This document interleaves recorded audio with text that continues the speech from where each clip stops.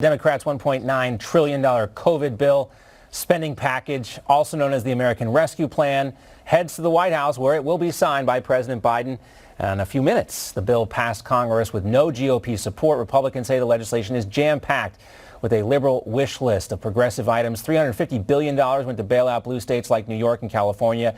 $270 million in relief to the arts and cultural organizations. $50 million to Planned Parenthood. Democrats themselves have even dubbed the bill as the most progressive piece of legislation in history. Progressive, consequential. You can understand why guys like Pennsylvania Congressman Guy Reschenthaler, a member of the House Judiciary and Foreign Affairs Committee, is very nervous about this bill. Congressman, great to see you as always. John, likewise. Thanks for having me on. And please just call me Guy. Okay. You know, this bill, thanks, John. You know, this bill, what's so shocking about it is that we still have $1 trillion set aside that is yet to be distributed from the COVID relief packages that passed last summer and into the fall. And remember, those packages were bipartisan.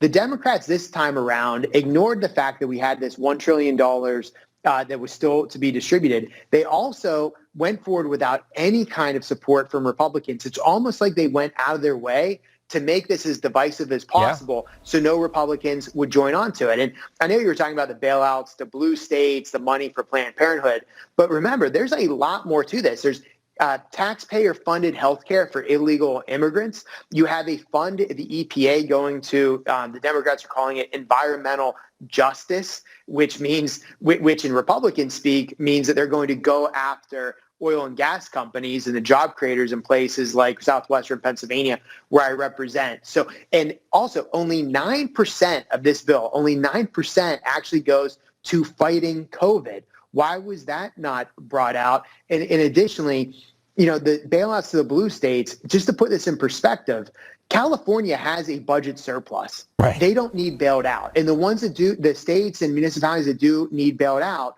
they've had budget issues well before COVID. This is nothing new. And they made the situation worse by the draconian lockdown orders that crush small businesses. It is rewarding bad behavior, and that's part of the design of this bill. You know, it's also funny and kind of a sad thing at the same time to look at the polling here on this bill.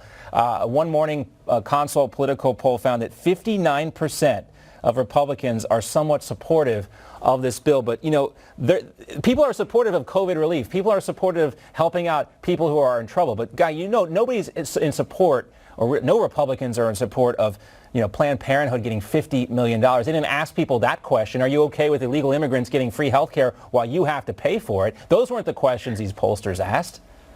Exactly. A lot of the polling questions will be, do you support more relief from COVID? Well, of course, people think that individuals that are suffering should get more stimulus. Just like payments, I support right? environmental justice for the polar bears, right? But that's not what we're talking about. We're talking about canceling jobs for people working on the Keystone XL pipeline. Exactly. And there are two other points to take away.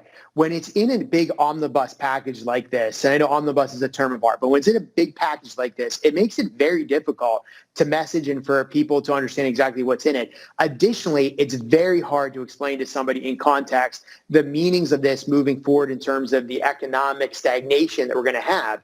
Because we have such a big package, we're talking about COVID relief on the scale of an amount that's the same as our GDP. This package, if you add it all together, and I'm talking collectively all the packages over the summer, it exceeds all the GDPs of all the other nations in the world except the United States and communist China.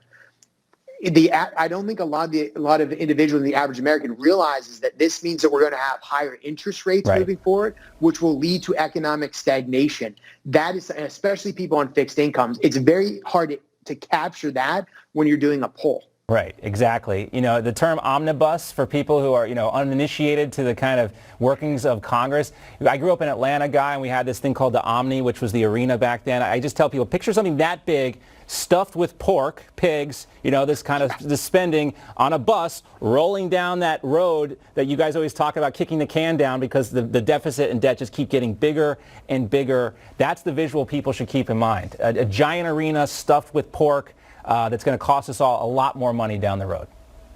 Don't be surprised if I steal that analogy from you, John. That's really good. I'm here to serve and help you out, guy, with that type of, we talk about this all the time, and I don't mean this, as a negative on you, but the Republican Party does have a problem with messaging on this stuff. Nancy Pelosi is out there saying this is going to help babies, but and I know it's going to also hurt those babies when they have to pay for this stuff 20, 30 years from now.